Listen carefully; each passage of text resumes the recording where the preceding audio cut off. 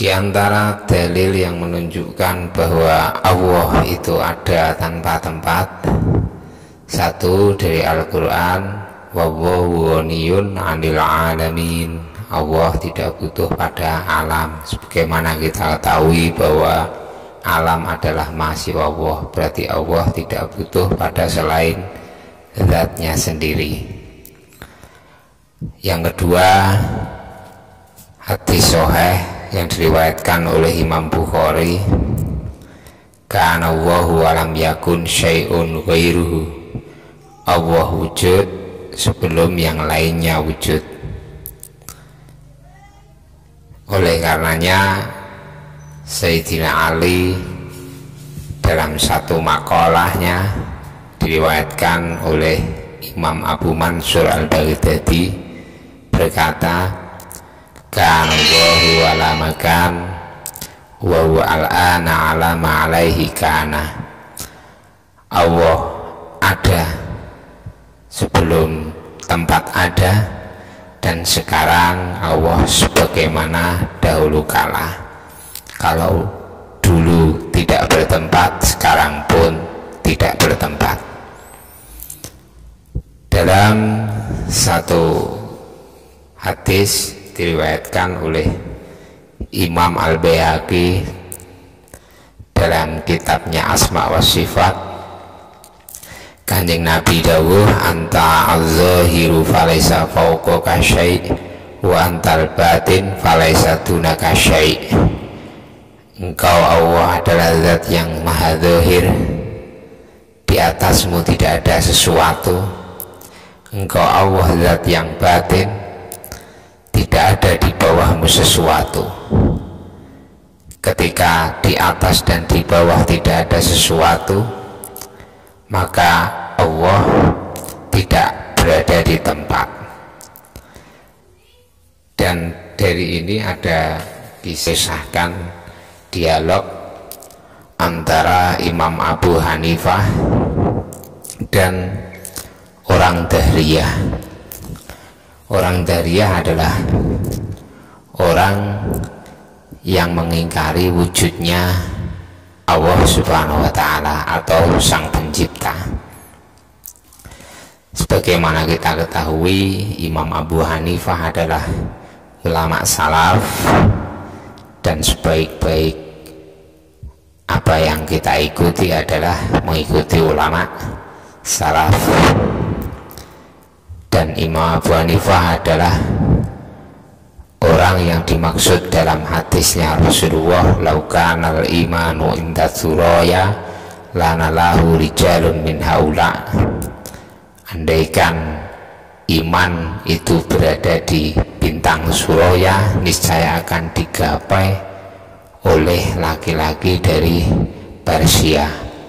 Dan maklum, tidak ada orang Persia yang memberangus orang-orang yang mubtadi berbuat bid'ah sebagaimana yang dilakukan oleh Imam Abu Hanifah.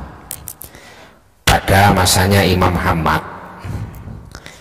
Hamad adalah guru dari Imam Abu Hanifah. Ada seorang Dahriyah. Orang Dahriyah adalah orang yang mengingkari wujudnya Sonek atau Sang Pencipta. Orang Dahriyah berdebat mengalahkan ulama pada saat itu dalam perdebatan wujudnya Allah ada tanpa tempat. Orang itu pun atau orang Dahriyah tadi berkata, apakah masih ada lagi ulama kalian? Orang-orang di situ menjawab, ya, di antara kami masih ada Syekh Ahmad. Orang Dahriyah pun itu berkata pada Khalifah, hei Khalifah, bawalah dia ke sini. Saya ingin berbicara dengannya, saya ingin berdebat dengannya. Syekh Ahmad pun dipanggil oleh Khalifah, ditemui oleh Khalifah, dan Syekh Ahmad berkata kepada Khalifah, beri aku waktu semalam. Dan Dan setelah malam berlalu, ketika pagi tiba, salah satu muridnya yaitu Imam Abu Hanifah yang saat itu masih kecil hendak menemui gurunya karena ingin berbicara sesuatu. Namun karena melihat gurunya nampak susah, Imam Abu Hanifah bertanya, "Kenapa wahai guru?" Syekh Ahmad menjawab, "Bagaimana aku tidak susah?" Jadi Imam Abu Hanifah tadi bertanya, "Kenapa engkau susah wahai guruku?" Imam Ahmad menjawab, "Bagaimana aku tidak susah? Saya diundang debat dengan orang Dahriyah dan dia telah mengalahkan semua ulama yang ada di sini. Dan tadi malam aku bermimpi dengan mimpi yang tidak aku sukai." Imam Abu Hanifah lantas bertanya pada gurunya, "Mimpi apa wahai guruku?" Imam Syekh Ahmad menjawab, "Aku mimpi melihat rumah yang luas dan dihiasi atau didekorasi. Di rumah itu ada pohon yang berbuah, kemudian dari pojok rumah itu keluar babi hutan atau khinzir, dan babi hutan itu memakan buah, daun, dan ranting pohon tersebut sampai hanya tersisa batang pohon. Batang pohonnya saja yang tidak dimakan oleh babi hutan tadi. Dan dari batang pohon itu keluar singa, lalu singa itu membunuh babi hutan tadi." Imam Abu Hanifah mengatakan kepada gurunya, "Wahai guru, Allah telah mengajariku menjelaskan mimpi itu atau takbir mimpi. Mimpi ini bagus untuk kita dan tidak baik untuk musuh kita. Jika guru berkenan, aku akan menjelaskan apa arti mimpi tersebut." Syekh Ahmad pun berkata kepada Abu Hanifah, "Jelaskanlah wahai muridku, wahai Nu'man." Imam Abu Hanifah lantas menjelaskan, "Wahai guru, rumah luas yang dihiasi, yang didekorasi dalam mimpi itu adalah Darul Islam. Pohon yang berbuah itu adalah ulama. Sedangkan pohon yang tersisa tadi setelah dimakan buah, daun, dan rantingnya adalah engkau wahai guruku. Sedangkan babi hutan yang keluar dari pojok rumah itu adalah orang Dahri yang menantang panjenengan debat. Dan macan atau singa itu adalah aku. Maka aku akan pergi bersamamu dengan berkah tujuan atau cita-cita dan kehadiranmu. Aku akan debat dan mengalahkan orang Dahriyah itu." Syekh Ahmad pun mendengar penjelasan dari Imam Abu Hanifah yang masih kecil, merasa bahagia. Lalu mereka pun bergegas langsung menuju ke masjid. Dan di masjid itu juga datang khalifah yang tadi disuruh memanggil Syekh Ahmad. Orang-orang pun juga ikut berkumpul di masjid bersama Syekh Ahmad dan Abu Hanifah. Kemudian Abu Hanifah yang tadi mengantarkan gurunya duduk berada di sebelah gurunya dengan membawa sandalnya dan sandal gurunya. Saat itu Syekh Ahmad duduk di atas dipan, sedangkan Abu Hanifah berada di bawahnya sambil membawa sandal dirinya dan sandal gurunya. Kemudian beberapa saat orang Dahriyah itu pun datang dan langsung naik mimbar. Setelah naik mimbar, dia berkata, "Siapa yang akan menjawab pertanyaanku?" Mendengar suara orang Dahriyah tadi, Imam Abu Hanifah langsung menjawab, "Omongan apa itu? Omongan apa ini? Bertanyalah. Orang yang tahu, siapa yang tahu, yang bisa menjawab, siapa yang bisa menjawab pertanyaanku?" Orang Dahriyah itu lantas bertanya pada Abu Hanifah, "Siapa kamu, wahai anak kecil, berani bicara kepadaku? Banyak orang tua, orang yang bersorban besar, orang yang berpakaian agung dan berlengan besar tidak mampu menghadapiku.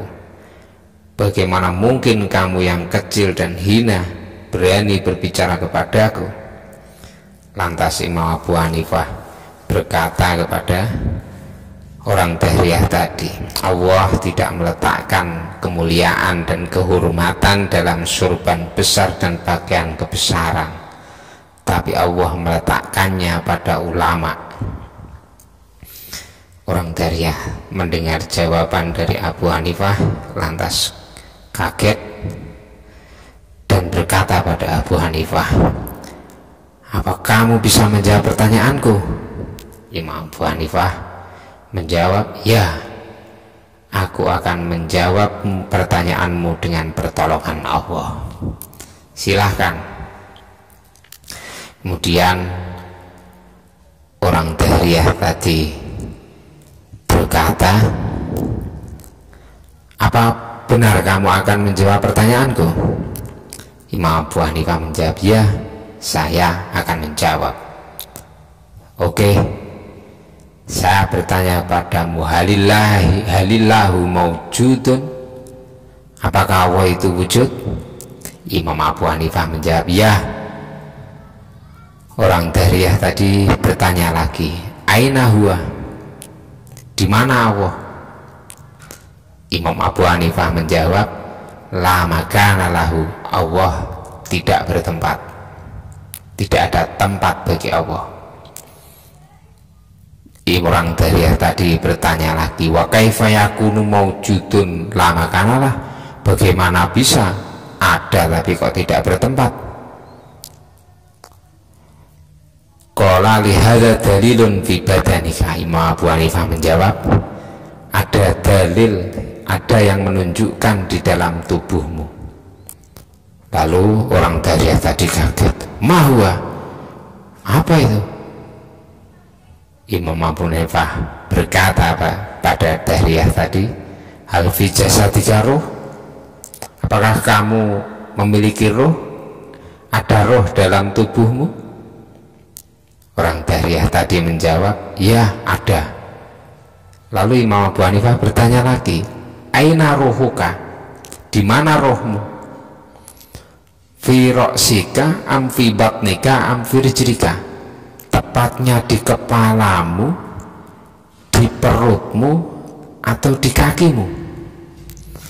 Orang Dahriyah pun tadi bingung, wah di mana ya rohnya? Nggak tahu tepatnya di kepala, di badan, atau di kaki. Kemudian Imam Abu Hanifah meminta diambilkan susu, lalu berkata, "Afi hadzal labani samin?" Apakah ada lemak di susu ini, ada samin? Orang Dahriyah tadi menjawab, "Ya." "Di mana letaknya? Di atas atau di bawah?" Orang Dahriyah tadi bingung lagi. Lalu Imam Abu Hanifah berkata pada orang tersebut, "Kamala yujadu lirruhi makanun fil badan walalisamin makanun fil laban, kadzalika la yujadu lillahi fil kauni makan." Sebagaimana tidak ditemukan di mana roh pada badanmu dan tidak ditemukan di mana lemak yang ada pada susu Demikian juga Allah tidak ditemukan tempat pada alam ini.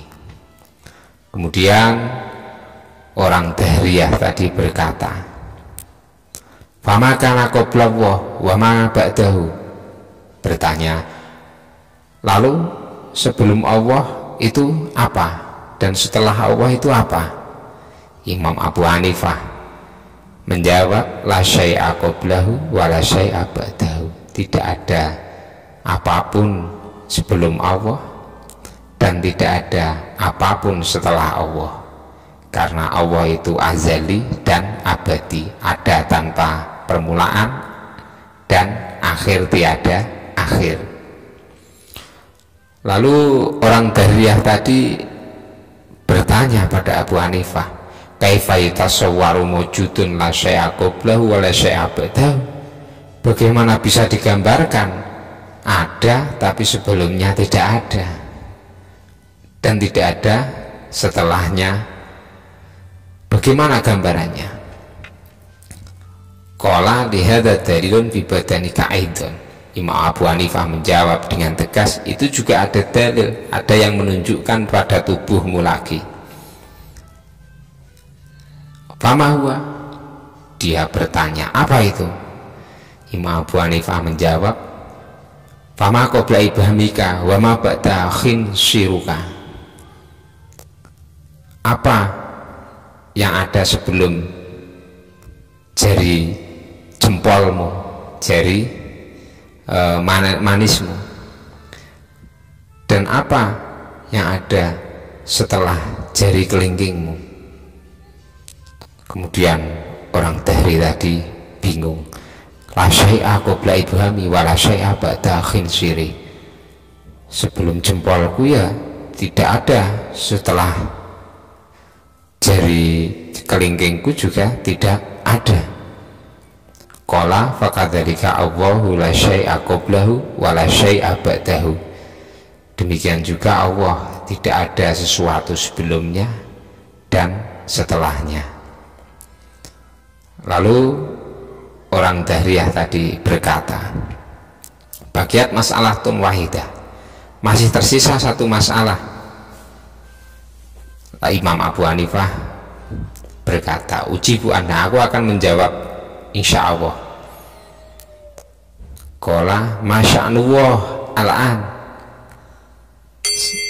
Orang Dahriyah tadi berkata, sekarang keadaan Allah sedang apa?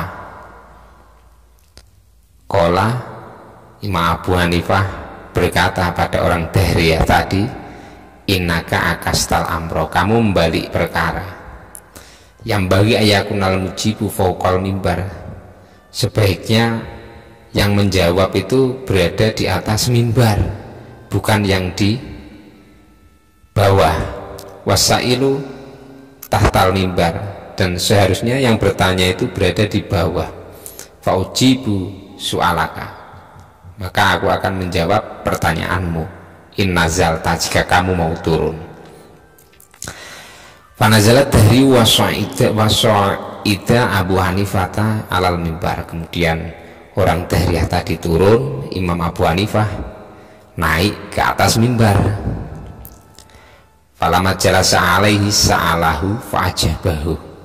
Dan setelah orang Dahriyah tadi duduk, maka bertanya kepada Abu Hanifah, sekarang saya bertanya, sedang apa Allah sekarang? Imam Abu Hanifah menjawab, isqatul mubtili mithlika minal a'la ilal adna wa is'atul muhiqqi mithli minal adna ilal a'la. Allah sekarang sedang menjatuhkan orang yang batal sepertimu, orang yang rusak sepertimu dari atas ke bawah, dan menaikkan orang yang benar sepertiku dari bawah ke atas. Akhirnya orang Dahriyah tadi kalah debat dengan Imam Abu Hanifah, yaitu imam termasuk salah satu dari imam mazhab 4.